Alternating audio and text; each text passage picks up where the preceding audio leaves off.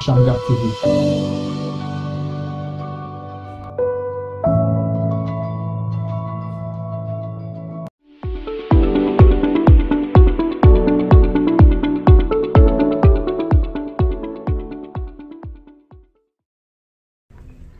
Shalom peuple de Dieu, que le Seigneur vous bénisse. Bienvenue encore dans notre émission, l'analyse qui vous est présentée par les frères Confido Banza à partir de Tucson, Arizona. C'est sur la chaîne YouTube Shamgar TV. Il ne faut pas cesser de vous abonner, il faut vraiment vous abonner toujours massivement parce que tout ce que Shamgar TV fait, c'est pour l'édification de vos âmes. Et encore une fois ce soir, je vous salue tous au nom puissant du Seigneur Jésus-Christ. Je crois que par la grâce de Dieu, vous vous portez très bien par-ci par-là où vous êtes dans le monde, même pendant cette période de la pandémie, cette période incertaine que nous traversons. Mais je crois que par la grâce du Seigneur, vous continuez tous à vous porter très bien. Que le Seigneur vous bénisse richement. Et dans notre émission aujourd'hui, comme vous le savez, c'est que nous allons parler, notre sujet du jour aujourd'hui, nous allons un peu aborder un sujet qui fait mouche dans les messages. Et on peut croire que c'est une petite chose, mais en vrai dire, si on ne corrige pas ça, le résultat vraiment peut être étonnant.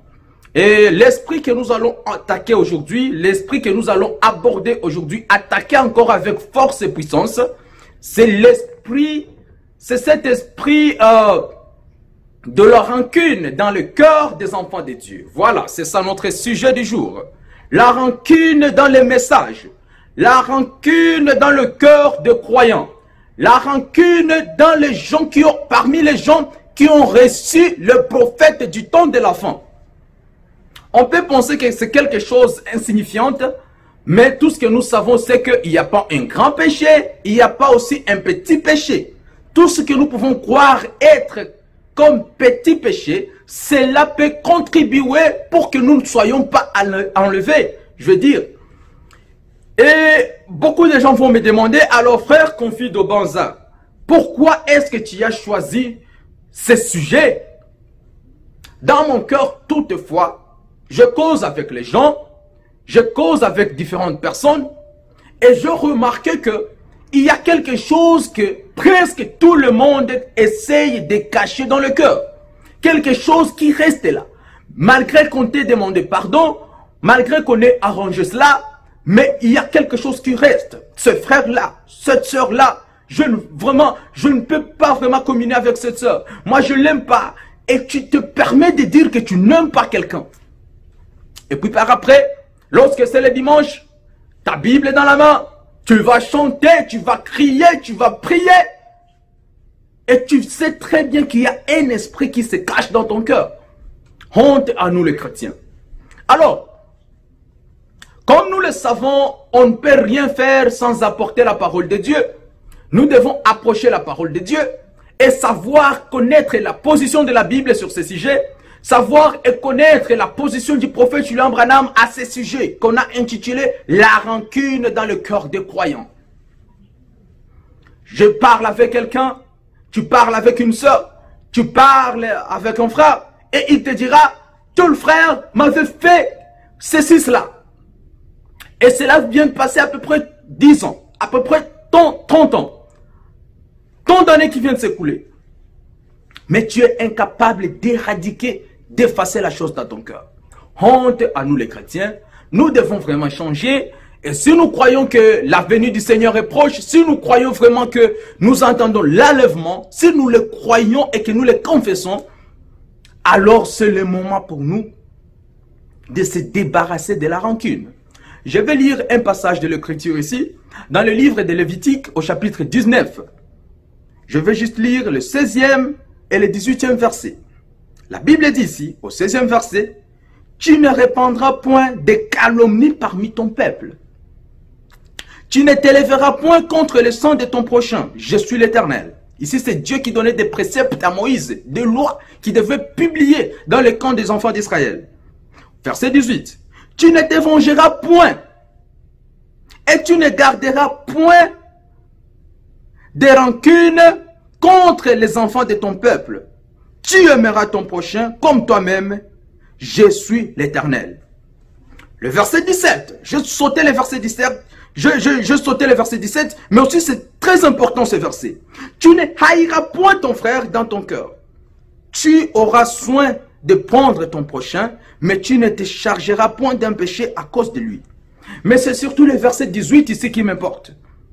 Tu ne te vengeras point, et tu ne garderas point de rancune contre les enfants de ton peuple. Tu aimeras ton prochain comme toi-même. Je suis l'Éternel. Le plus grand commandement que Dieu nous a donné, c'est d'aimer ton prochain comme tu t'aimes. Car même le prophète, lorsqu'il a été au-delà du rideau du temps, qu'est-ce que le prophète a dit? Il a dit ce seul amour parfait, cet amour parfait qui pourra entrer là-bas. Est-ce que nous sommes ensemble? Et nous voyons cet esprit de rancune qui continue à agrandir, à s'agrandir dans le cœur des enfants de Dieu. Du jour aux nuits, les gens qui disent qu'ils ont le Saint-Esprit, les enfants, les filles de Dieu qui disent qu'ils ont le Saint-Esprit.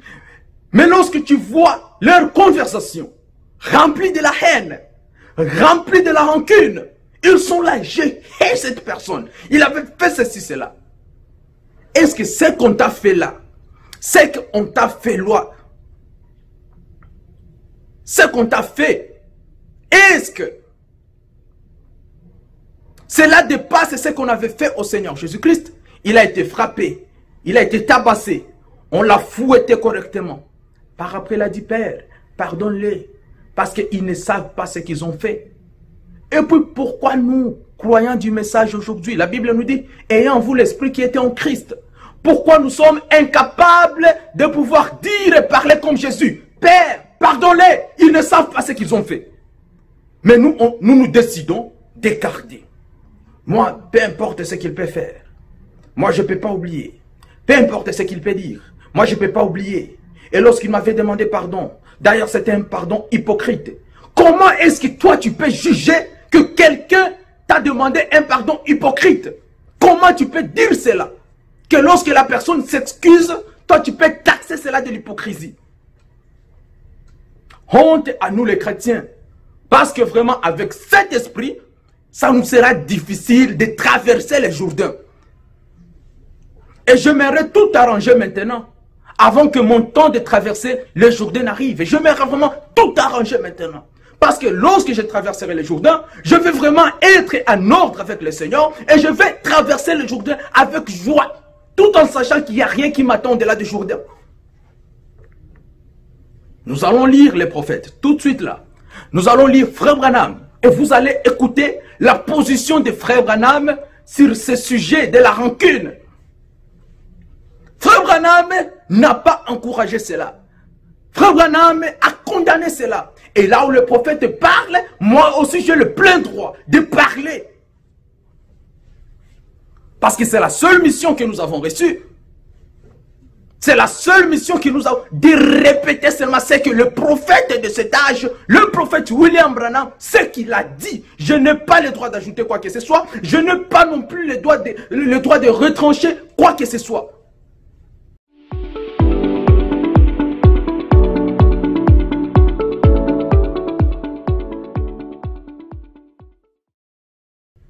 Et nous voyons l'esprit qui continue à s'agrandir dans le cœur des croyants. Je n'aime pas tel, je n'aime pas tel, je n'aime pas tel, je n'aime pas tel.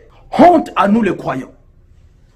Et vous allez le voir, lorsqu'il y a la communion dans l'église, lorsque c'est le temps, c'est le souper du Seigneur, c'est le temps du souper du Seigneur, tous vont s'approcher là-bas.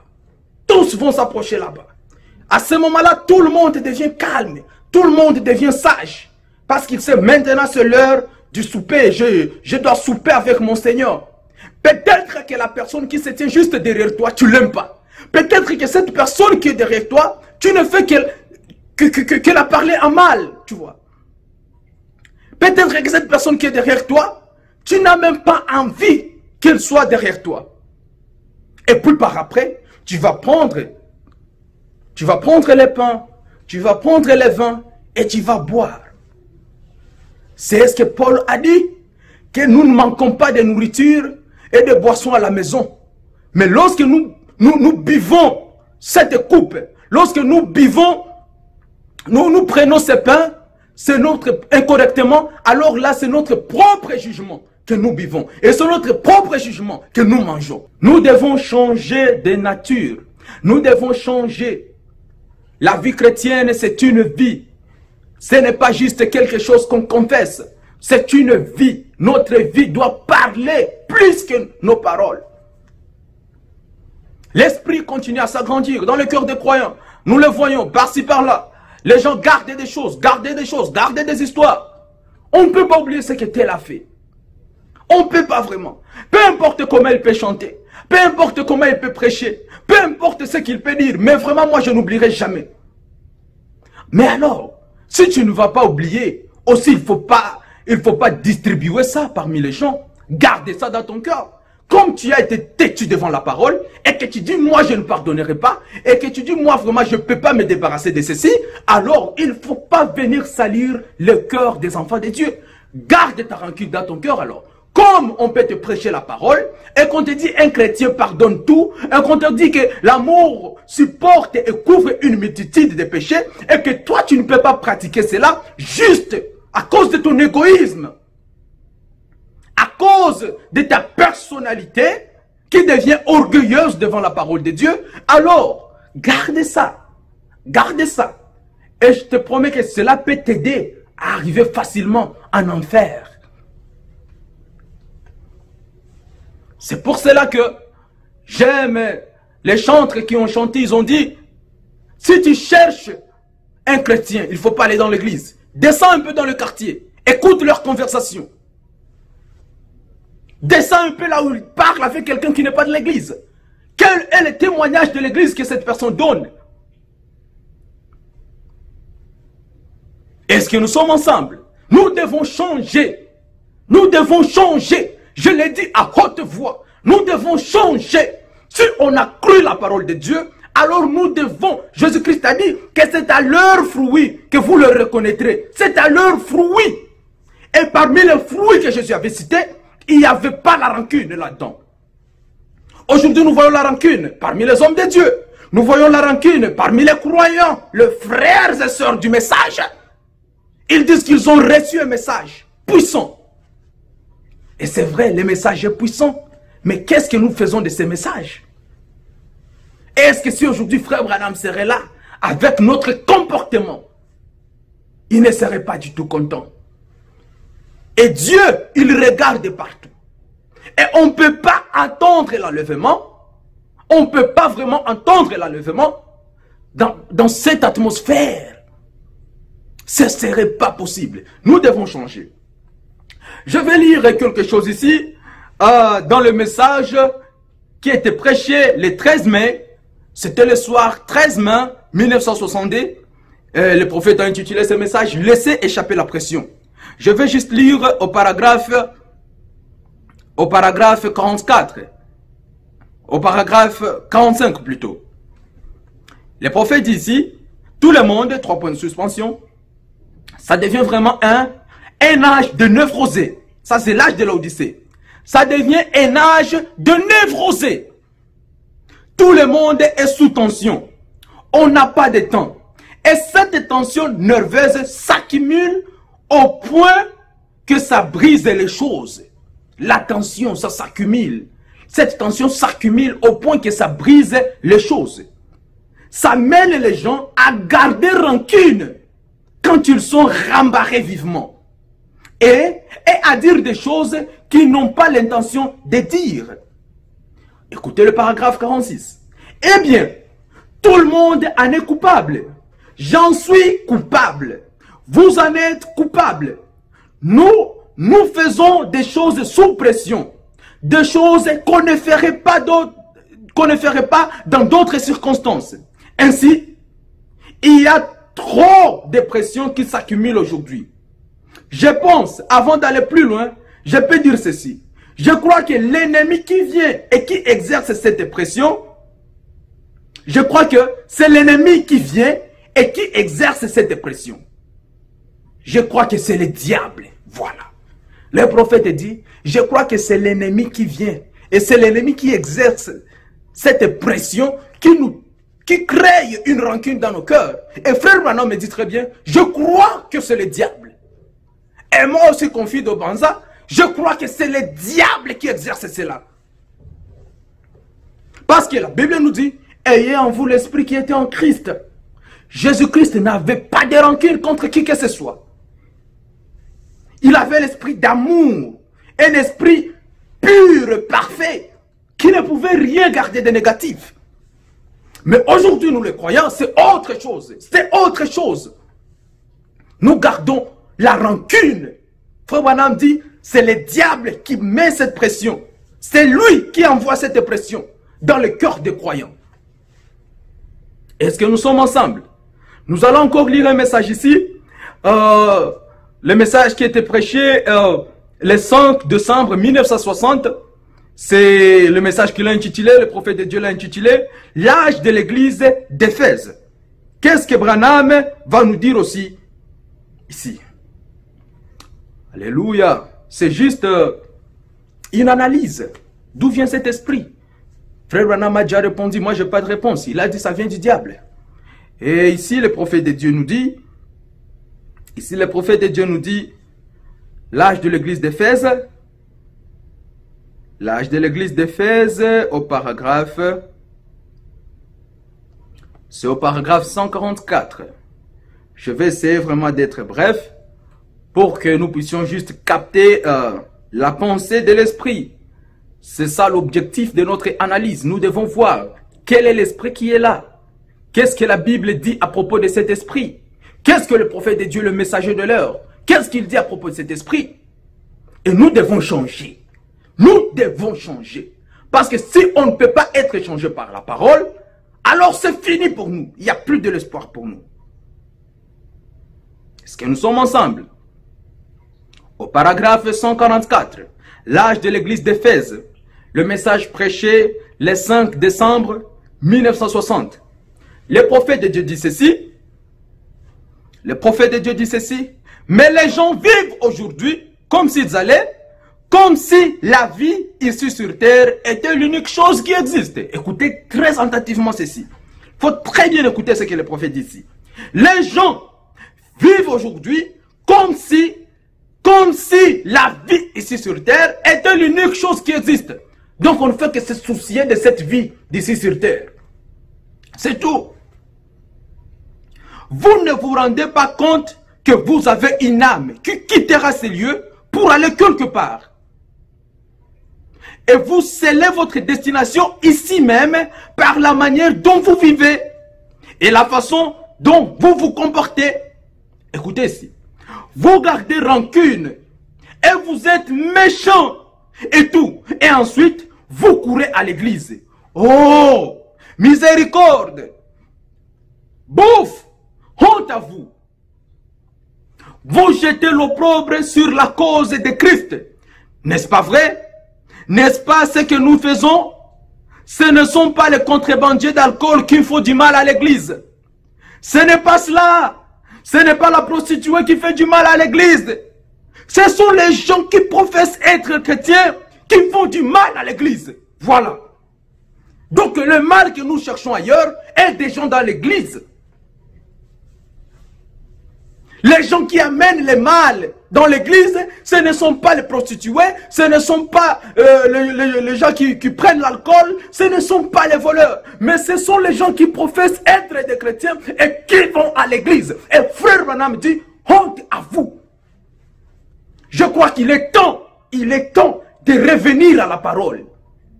Bien qu'on peut être égoïste, mais devant la parole de Dieu, nous tous, nous devons nous incliner. Et frère Branham a dit, j'en suis coupable. Vous en êtes coupable aussi.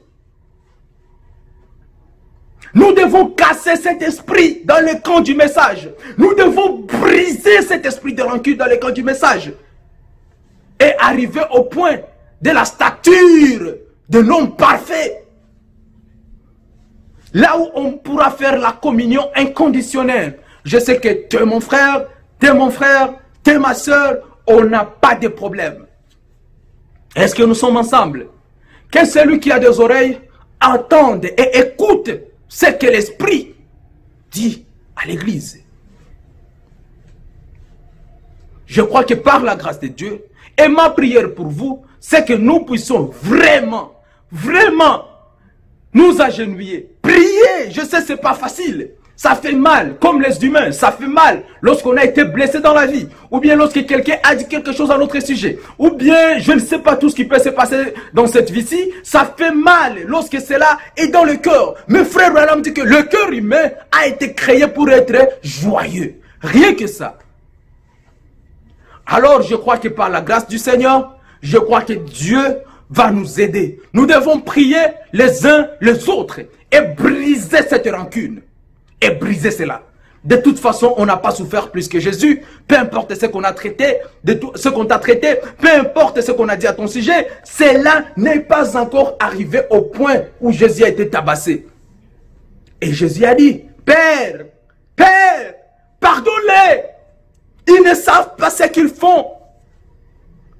J'aimerais qu'après avoir vraiment entendu ce que nous venons de lire, j'aimerais que toi aussi tu puisses être en mesure de dire, oh Seigneur, j'avais de la rancune contre cette personne, j'avais de la rancune contre cette soeur, j'avais de la rancune contre ce frère. Mais Père, je te prie de me pardonner premièrement parce que j'en suis coupable, comme frère Branham l'a dit, et que tu pardonnes cette personne pour tout ce qu'il avait fait pour moi. Cette personne, tout ce qu'elle avait fait pour moi, que tu puisses vraiment, Seigneur, pardonnez-la au nom puissant de Jésus-Christ, au nom puissant de Jésus. C'est ma prière et je crois que cela nous aidera. Nous devons changer et marcher dans la volonté parfaite du Seigneur. Ainsi, que Dieu vous bénisse. C'est votre frère Confido Banza et nous allons continuer petit à petit. On a lu les prophètes, on a lu la Bible et prochainement, on va toujours faire cette émission. Continuez à vous abonner massivement sur Shamgar TV et vraiment c'est Branham qui parlera toujours dans cette émission. Ainsi que le Seigneur vous bénisse. Je remercie tout le monde qui a contribué pour que la vidéo soit produite. Que le Seigneur continue à vous bénir richement et que vous soyez bénis. Shalom, shalom.